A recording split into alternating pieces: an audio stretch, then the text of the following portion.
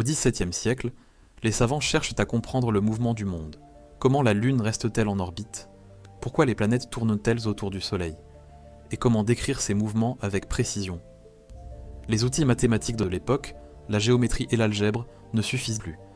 Il faut une méthode pour mesurer le changement lui-même, pour calculer une vitesse à un instant précis ou une aire sous une courbe quand les valeurs varient sans cesse. C'est là qu'interviennent deux génies, Isaac Newton et Gottfried Wilhelm Leibniz. Sans se connaître, ils inventent chacun une nouvelle branche des mathématiques, le calcul infinitésimal. Newton, en Angleterre, l'utilise pour formuler ses lois du mouvement et sa loi de la gravitation universelle. Grâce à son calcul, il peut relier la chute d'une pomme au mouvement des planètes autour du Soleil.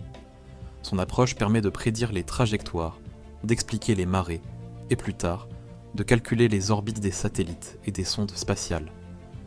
Pendant ce temps, en Allemagne, Leibniz conçoit une méthode similaire, mais avec un langage plus clair et plus pratique. Il introduit les symboles des dérivées et des intégrales, les notations qu'on utilise encore aujourd'hui. Son formalisme deviendra la base de la physique, de la mécanique et de l'ingénierie moderne. Mais quand leurs travaux sont publiés, une querelle éclate. Newton accuse Leibniz de plagiat, et les communautés scientifiques anglaises et allemandes se divisent. Cette guerre du calcul durera plus d'un siècle.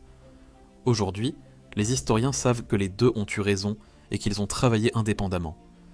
Mais leurs découvertes ont changé le monde.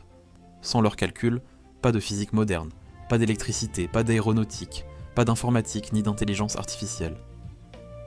Chaque fois qu'on modélise un mouvement, qu'on simule un fluide, ou qu'on entraîne un réseau de neurones, on utilise les outils créés par Newton et Leibniz.